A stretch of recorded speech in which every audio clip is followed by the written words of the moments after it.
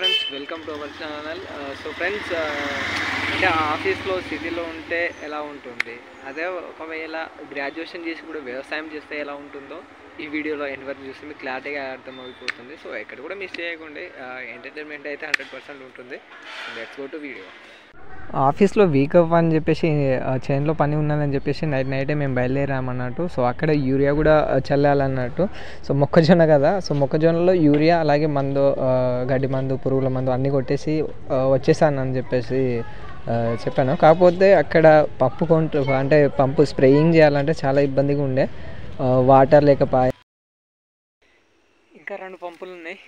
So రేపు ఒక్కరోజు ఇంకో డే ఉంది, అంటే ఎక్స్ట్రా లీవ్ అడిగాను అన్నట్టు, రిక్వెస్ట్ చేశాను. Thank you sir. అండ్ రేపు కూడా చాలా వర్క్ ఉంది. రేపు ఈ టైం కల్లా అన్ని వర్క్ కంప్లీట్ చేసేసుకోవాలి. ఎర్లీ మార్నింగ్ 5 to ఈవినింగ్ 7 కల్లా చేనులో వర్క్ అయిపోతే మళ్ళీ ఆఫీస్కి వెళ్ళిపోవాలి. మాకు ఒక్కరోజే వీక్ ఆఫ్ అన్నట్టు, ఒక్కరోజే పంపు కొట్టాలి, పిండి వేయాలంటే చాలా ఇబ్బంది అనిపించింది. అందుకు నేను నైట్ అయినా పర్లేదని చెప్పేసి మందు కొట్టడం స్టార్ట్ చేసామన్నట్టు. మా బుజ్జి లైట్ పట్టుకొని ఉంది. సో అక్కడనే నైట్ అయినా కానీ అది కంప్లీట్ చేసేసాము. కాకపోతే చైన్లో నైట్ పూట ఇది చిన్న ముళ్ళు లాంటిది ఉంటుంది కదా, ఇదైతే గుచ్చుకుంది అన్నట్టు మా బుజ్జిది. సో అది గోర్లు గుచ్చుకుంది, పెయిన్ కొంటాను, అది తీసేసాము. నెక్స్ట్ డే ఎర్లీ మార్నింగ్ లేచామన్నట్టు. ఇది మా పెద్దోడి బర్త్డే అని తీసుకున్నామని చెప్పాము కదా, లాస్ట్ వీడియోలో చూసాము. సో ఎర్లీ మార్నింగ్ ఇది కోడి కూడా మాదే అన్నట్టు, చిన్నపిల్లలు ఉన్నాయి అవి. సో దాని తర్వాత అయితే మేము ఇంకో చేనుకు వెళ్ళాల్సి ఉంటుంది అన్నట్టు. సో అక్కడ నుంచి వెళ్ళిపోయాము. అక్కడ నుంచి ఎర్లీ మార్నింగ్ మంచు పడుతుంది, చేనులో ఇంకా ఎవరు రాలే.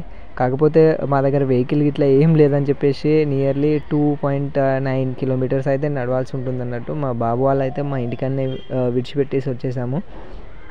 వాళ్ళకు బ్రేక్ఫాస్ట్ ఇట్లా ఏం రెడీ చేయకుండానే డైరెక్ట్ వెళ్ళిపోతున్నాము. సో చేతుల్లో చెప్పులు పట్టుకొని ఈ వాగు దాటాలన్నట్టు. వాగు దాటితే మా అత్తమ్మ వాళ్ళు చేను ఉంటుంది. సో ఆ చేనులో వెళ్ళి మందు కొట్టాల్సి ఉంటుంది అన్నట్టు. అక్కడ కూడా 1 acre వచ్చేసి మొక్కజొన్నలు పెట్టామన్నట్టు. సో ఆ మొక్కజొన్నలు అక్కడ కూడా సేమ్ ప్రాబ్లం వస్తుంది, పురుగులు బాగా తింటున్నాయి, ఎదుగుదల లేదని చెప్పేసి. సో పురుగుల మందు అలాగే అక్కడ మందు కూడా చల్లామన్నట్టు. సో దాని తర్వాత మేము నర్సంపేటలో నైట్ పూట అయింది. నెక్స్ట్ డే అదే 3 అవుతుంది మేము ఉప్పల్లో దిగేసరికి.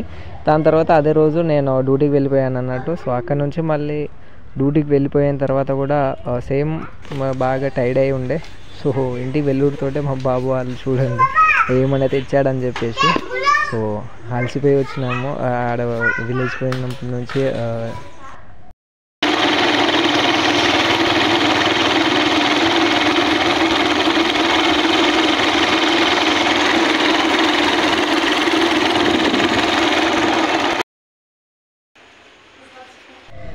నెక్స్ట్ డే ఏం చేస్తున్నారని డ్యూటీ నుంచి వస్తుంటే వాళ్ళు ఎగ్ ఫ్రైడ్ చేశారన్నట్టు. సో ముగ్గురు కలిసి ఒక గిన్నెలోనే మంచిగా, అంటే నిమ్మకాయ ఇట్లా ఉల్లిగడ్డలు ఇట్లా అన్నీ వేసేసుకొని మంచిగా తింటారు వాళ్ళు.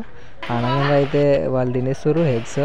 సో దాని తర్వాత ఏం కర్రీ చేసిందని చూస్తేనేమో ఇక్కడ అల్లం దంచేసి ఉంది, అదేవిధంగా ఇది పచ్చడి నూరేసి ఉంది. సో ఈ పచ్చడిని పోపు వేసేసుకుంటే మస్తు ఉంటుంది, 3-4 days వరకు తినొచ్చు అన్నట్టు. ఇది ఉసిరికాయ పచ్చడి.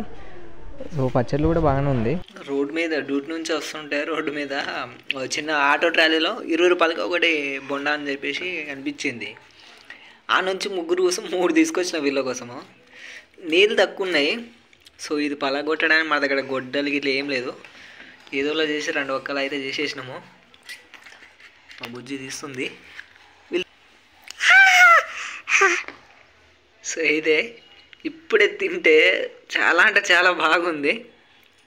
కాకపోతే వీళ్ళకి సర్ది అవుతుంది, ఈ సీజన్ కదా. మా వాళ్ళకు 2 పలకలు అయితే తీసుకొచ్చిన.